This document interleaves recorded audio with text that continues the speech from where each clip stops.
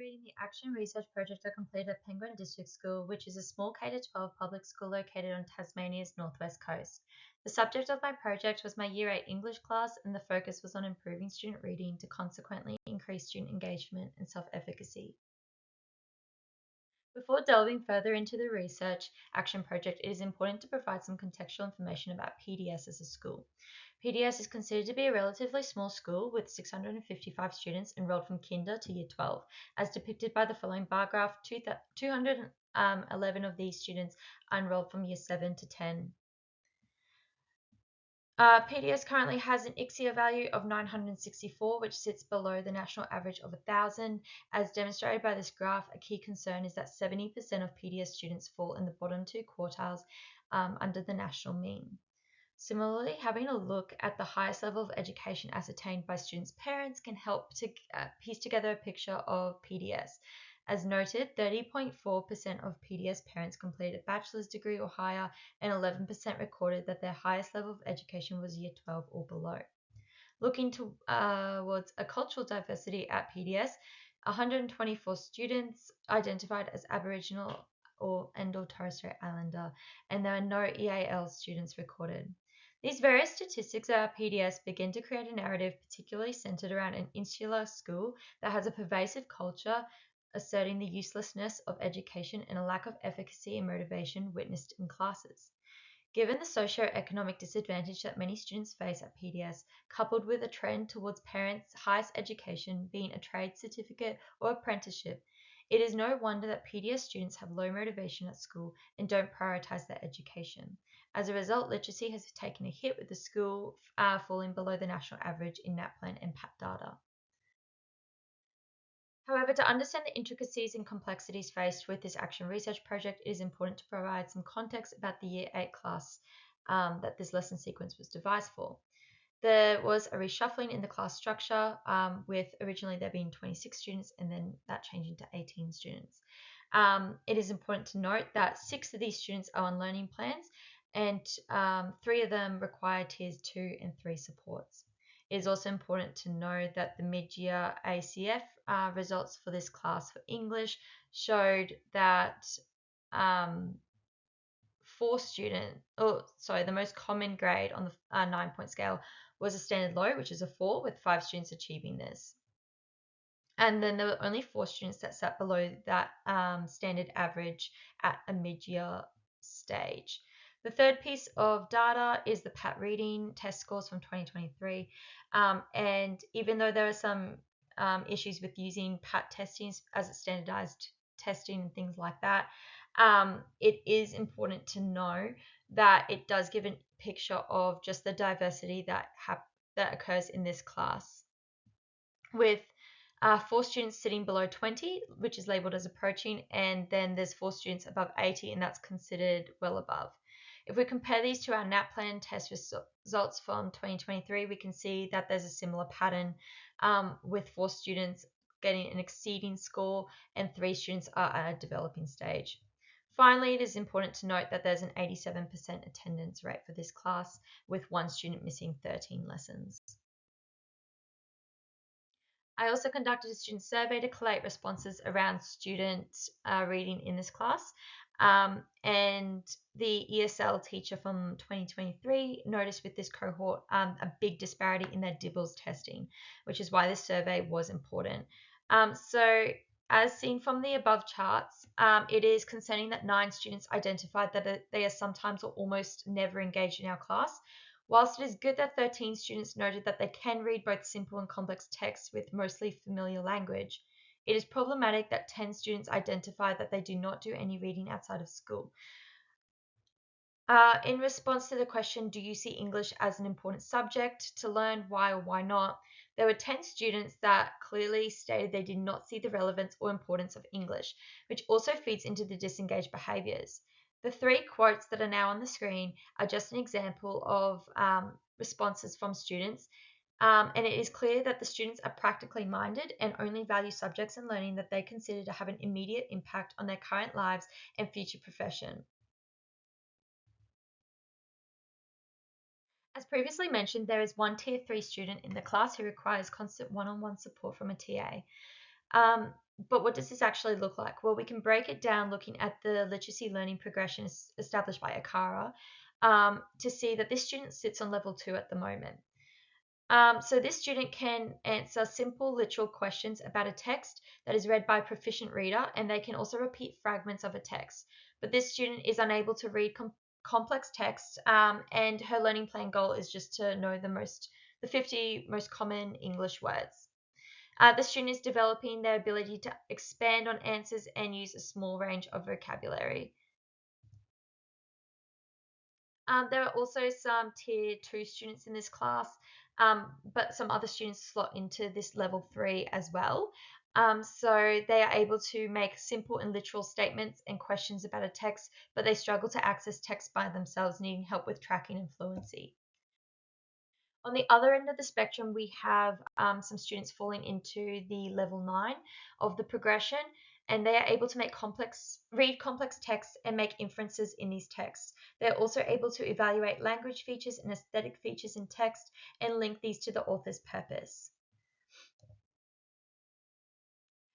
Just historically, literacy has been a core concern of DSIP, and we can see this in the NAPLAN and PAT data. Also, in a 2013 Australian Bureau of Statistics report, half of adult Tasmanians don't have the basic literacy and numeracy skills to get by in the modern world. This is quite concerning, and it was also found that many 15-year-olds are sitting below the average.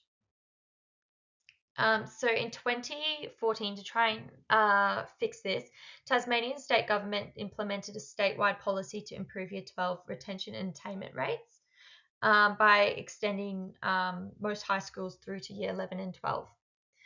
There was a Lifting Literacy program that launched in 2021 so that all Tasmanians can benefit from the social and economic benefits of literacy. In 2023, the Premier declared intention to accept the Literacy Advisory Panel's 23 priority recommendations, and in 2024, the Lifting Literacy Implementation Plan commenced to achieve 100% literacy in Tasmanian schools by 2026. So my overall research question was, how does the explicit teaching of critical reading improve student comprehension, and how do strategies of guided reading, developmental rubrics, and jigsaw groups improve student engagement and reading confidence? So I've chosen Luke and Free Bodies for resource model as the pedagogical approach for this project, purely because whilst reading may seem like a simple skill, to be an effective reader, multiple simultaneous processes need to actually occur at once. So Axford argues that an effective reading program provides the scaffold which the teacher and learners stand jointly and deconstruct the author's language and meaning, and in doing so, see how using the author's text might as a model, they might construct a new text. Similarly, other scholars have said that critical reading is a complex concept and ability that involves using readers' cognitive, sociocultural, and critical literacies skills to interpret and analyze critical messages that are explicit, implicit, and made clear. So Luke and Freebody's model is steeped in critical literacy and emphasizes the importance of adopting 4 different reading caps to effectively decode, evaluate, and analyze a text. Both Luke and Freebody espouse the usefulness of their model, saying that autonomous models of skill acquisition stop short of addressing the student's need for substantive cultural content and engagement with the social texts and intellectual demands of everyday community life. We argue that substantive intellectual content and visible connections to the world are keys to sustainable achievement. To support this pedagogical approach, 3 teaching strategies were employed, including jigsaw groups and collaboration, guided reading, and developmental rubrics. So the 4 resource model dives into critical literacy by providing readers with a scaffold for 4 ways they should read a text that then can culminate into an overall understanding and evaluation of the text. The first role is codebreaker, and this asks students to recognize and use fundamental features in architecture, including alphabet, sounds in words, spelling, and structural conventions and patterns in the text. The second role is text participant, where students participate in the understanding of the text, focusing on student comprehension. The third role is text user, where students use text functionally by traversing and negotiating the labor and social relations around them. And our fourth role is text analyst, so students critically analyze and transform the text by acting on knowledge that texts are not ideologically neutral, that texts represent particular points of views while silencing others and influence people's ideas. It is of note that that last role is sitting towards the top of Bloom's taxonomy and therefore is a harder one to complete than the other three. So then in my planning, I broke these four roles down into a manageable checklist that students were then given in student-friendly language.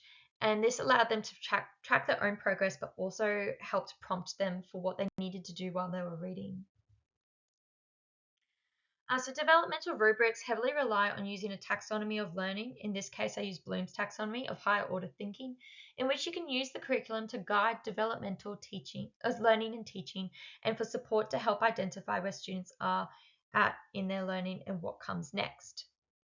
So scholars argue the importance of using this form of feedback and rubric is because it helps students and teachers accurately map the progress and identify what particular skills the students might need to consolidate. As the following scholar notes, the emphasis has to be on the development, and teachers need to be clear about the difference between deficit and developmental learning approaches. So here are just some examples of the learning ladders that each student had access to for each of the four skills as part of the four resource model. These were based off the developmental theory, and then there was also a developmental rubric for the summative task as well. So guided reading is another explicit teaching strategy aimed at using principles behind the gradual release responsibility model to encourage students to take charge of their learning. The following checklist is one that teachers can use in Tasmania to actually effectively implement guided reading into their classes. So the whole goal of it enables students to decrease their cognitive load and still track while reading to ensure that they remain engaged. The research confirms that benefits of guided reading with Hattie finding had an effect size of 0.93.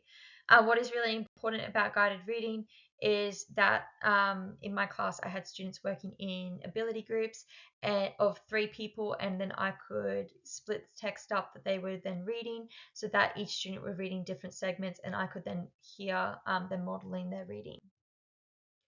So jigsaw groups is the third strategy. So given the stress placed on ability groups and intervention groups, using jigsaw groups and collaborative work helps student learning, particularly as reading is actually identified as being a socially constructed process, especially within work of the ZBD and things like that. So knowing this, Killen notes that it helps students dig deeper into the unit content. It allows for transfer to occur. Students are less reliant on the teacher, and it can improve their engagement and motivation at school whilst nourishing relationships with their peers. So above is just a bit of our project timeline for the 10 weeks that we were teaching this unit. So feel free to pause if you'd like to have a look at how that was mapped out. I used a pragmatist paradigm to formulate the methodology of this action research project, namely because it asserts that students and classroom contextual factors must be considered when analysing data rather than being empirical results. Above, you can see different forms of data I collected throughout this period. Regarding the ethical dilemmas of collecting data, I made sure that I de-identified all student work and results, and my principal as well as my head of year were both made aware that data was being used for this class.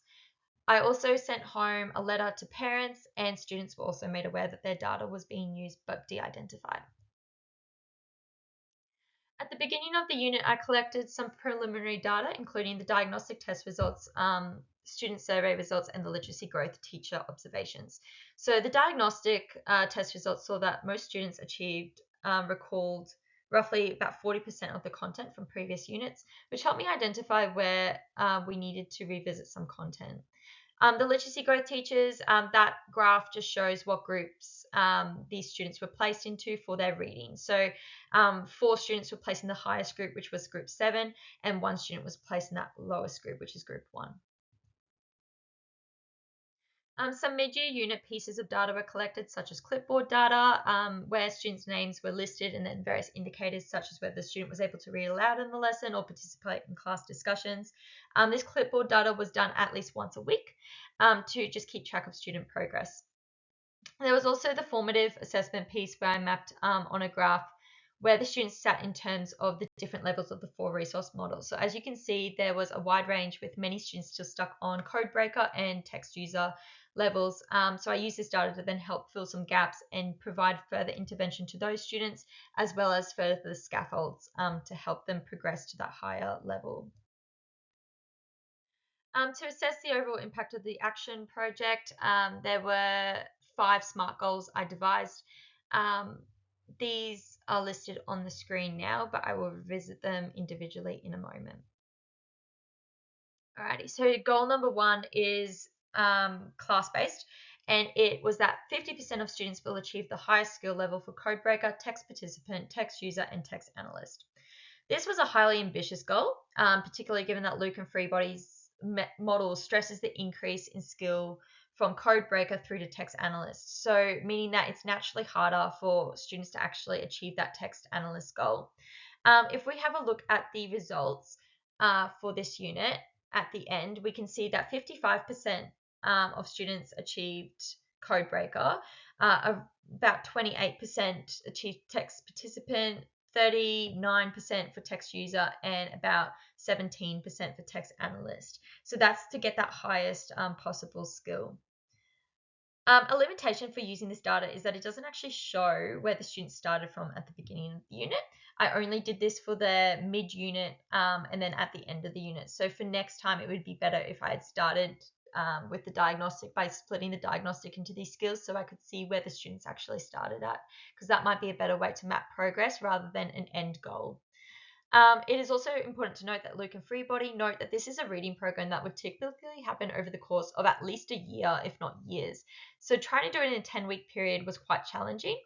And we were only able to spend 4 lessons teaching each skill. So that was a very quick turnaround for students, and we weren't able to have many recall lessons, which is another problem with this teaching period. I also should have had better use of intervention groups so that students that weren't able to get some of those skills could go into the intervention groups and then get that top skill. And once they got the top skill, then would move on to the next group. However, given there was limited resources and time, this would have been tricky. The second goal was that 70% of students will achieve in the highest 3 skill levels for Codebreaker, text participant, text user, and text analyst. So if we look at the data again, this was achieved for Codebreaker, text participant, and text user, but not for text analyst, and this does make sense. This can be a result of it being a higher order thinking skill on Bloom's taxonomy, and also there was data to indicate students struggle to make inferences in this class, and you needed to do that to get to those top levels. However, there was progress. It showed in the summative that students were more confident and competent with their comprehension skills, so that was really good. The third SMART goal was centered around Tier 2 and Tier 3 students, with them achieving up to skill 1.5 for Codebreaker and 2.3 for text participant with TA support. So unfortunately, using Codebreaker, this was occurred for only 1 of the 3 students, and then for text participant for 2 of the 3 students. I largely underestimated the amount of time and resources needed to better support these students in progressing, particularly as 2 of the learning plans for these students indicate that they're at year 1 and year 3 reading levels. So I needed to actually probably have a new pedagogical approach for those 2 students in particular. This is something that is backed up by the Big 6 and also by the active view of reading. So this goal was devised around students increasing their attempt and score on comprehension and analytical questions in the summative assessment compared to their diagnostic result. What I found was that a large number of students had not actually attempted all questions on their diagnostic, and I was concerned about their engagement at this point. But what I found was that roughly 83% of students actually completed the summative assessment test. And that's compared to then 61% completing the formative and 27% completing the diagnostic. This may be partly due because students saw the summative assessment as being more worthwhile than the previous two assessments, or it could be linked to students feeling more familiar with the types of questions and responses expected of them. Our fifth goal was that student self-efficacy will improve on average at the end of the unit as compared to the beginning of the term. So I collated a series of qualitative pieces of data regarding student self-efficacy and motivation around reading and engagement in class. Our first pie chart indicates how many students saw an improvement in their reading comprehension after the term. On positive, 13 students saw some improvement in their reading comprehension, regardless if this was minor or major. But 9 students reflected that they would not read outside of class because they do not enjoy reading. Part of the research question was seeing whether students would feel more motivated with their reading if they were provided with scaffolded instruction around this skill. However, it does not seem to actually be the case, as there were various external factors that also play a part. On these pie charts, we can see that students felt more confident reading independently than in front of others, which is expected. However, at the beginning of the unit, only 2 students indicated they felt confident in English, while 7 said they felt somewhat confident. So this is a big improvement. Although a limitation to using this piece of data is that the question at the beginning of the unit was, do you feel confident in English? Not so much in reading. Therefore, it means that the data can be inconclusive in actually answering whether this goal was met or not. And our last piece of data for this goal is, our last pie chart is student engagement. So 14 students felt engaged at least most of the time in class. At the beginning of this unit, this number sat at 4 students. So this is a massive improvement. This could be because we were doing life writing, so that tends to be more interesting for students. We had more texts that were based on biographies about sports people and celebrities that they were actually interested in to make those connections. And we also encourage them to make some connections to their own lives. So this could explain why there was such a big buy-in from students. It also could be because we had more collaborative work in this unit with jigsaw groups and guided reading as well. And then there was just some last questions on the survey. So interestingly, when students were asked what is one thing you're going to take away from this unit, 14 students in this class identified an area for future growth for their reading and comprehension. And as a teacher, this actually flags that students do understand to a degree the importance of reading and comprehending texts. But it was also very interesting that from those 14, only 5 of those students wrote something along the lines of get better at reading or read text faster.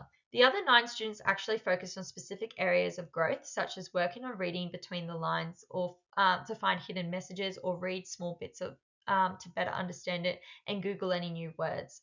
This indicates that one benefit of this project in the 4 resource model is that students were actually able to work out specific skills that they needed to achieve to do better. And this was also part of using a developmental rubric. They could actually pinpoint where they were falling down rather than saying broad sweeping statements. It also is interesting that when they were asked what is your main motivation and or barrier for reading, there are only 6 students wrote about something that motivates them. This correlates with the previous pie chart, but unfortunately this project was unable to be effective in encouraging students to read outside of school. However, it does indicate a need for a more variety of text to be used in class to try and encourage students, and maybe doing a novel study would have been a better choice in this way. There was also a common consensus around students that they weren't reading because they found it boring. And some students actually commented on the logistics of reading, saying they did not actually have time or resources to actually complete this in their own time. So just some final pieces of data to assess the overall impact of this project. The students of 8A recently completed their PAT reading test for 2024. So as a staff team, we sat down and actually looked at these results. And as seen from the above scores, when we compare it with their 2023 PAT data, we can see that there are students who improve and go backwards. It's important to know for year 8 that a score of 6 is a natural progression. So they should naturally progress by 6 points if they stayed at the same point as year 7. Interestingly, most students, if they did decrease, their scores did not dip under 6 points, but 4 students did improve in over 6 points, which was a big win. It is important to know that this data, again, is quite limiting because some students didn't take one of the other tests, and it meant that we couldn't compare their data. Another trend is that we found the questions that the students were getting wrong. There was a pattern, and it was the inferencing questions. And this goes under our text analyst skills, and it makes sense why so many students were unable to get those top levels for the text analyst. So for future teaching and implications, the skill of inferencing would need more work. So we would need to have more time dedicated to actually teaching students how to inference and provide further scaffolds and performers around actually the process of inferencing something in a text. We also should have provided them with smaller text and easier text to develop this skill of inferencing. And then in terms of their percentage of increase or decrease for PAT scores, you can just see it here on this chart as well. The summative results for the unit demonstrate that 4 students scored below a standard grade. The positive is that as a whole, most students improved their marks compared to mid-year.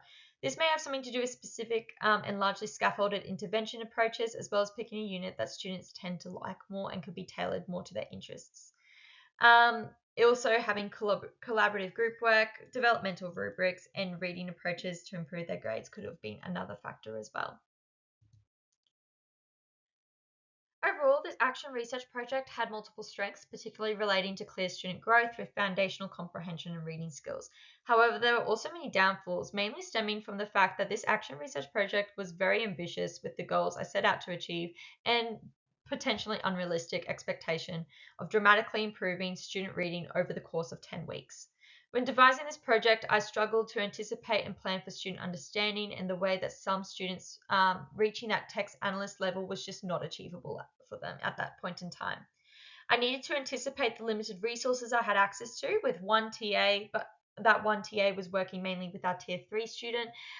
So having more members of staff or working with the rest of the English team to come up with a way that we could have intervention groups would be something to look into.